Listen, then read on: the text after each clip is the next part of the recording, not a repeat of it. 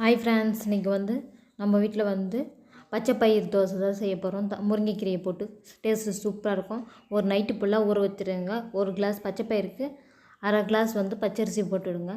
அப்புறம் காரத்துக்கு 2 பச்சை மிளகாய் ஆட் பண்ணிக்கிறேன். அப்புறம் ஒரு துண்டு இஞ்சி, ஒரு கைப்பிடி தேங்காய், இப்போ கொஞ்சம் சால்ட்டு போட்டு நல்லா நைஸாக அரைச்சி எடுத்துக்கிறேன்.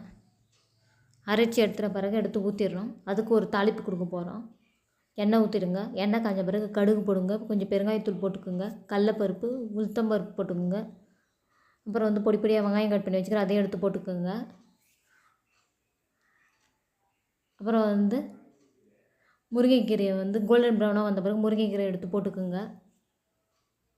கொஞ்சமாக சால்ட்டு ஆட் பண்ணிவிடுங்க. முருங்கைக்கீரை நல்லா வதங்கிக்கட்டும். பச்சை வாசனை இல்லாதபடி நம்ம வதங்கி எடுத்துக்கிறோம். எடுத்து அந்த தாளிப்பு எடுத்து அந்த மாவில் கலந்து ஊற்றிடுங்க. மாவில் போட்டுருங்க.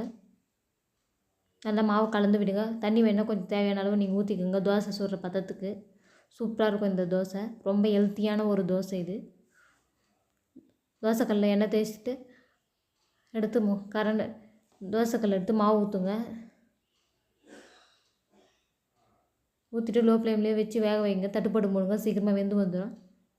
அப்படியே திருப்பி போடுங்க. டேஸ்ட்டு சூப்பராக இருக்கும். ரொம்ப ஹெல்த்தியான ஒரு தோசை, ஒரு பச்சை பயிர் முருங்கைக்கீரை தோசை ரெடி ஆகிடும்.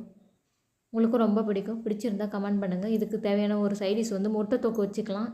முட்டை தொக்கு வச்சு சாப்பிட்டு பாருங்கள், சூப்பராக இருக்கும். நீங்களும் இதுமாதிரி ட்ரை பண்ணுங்கள்.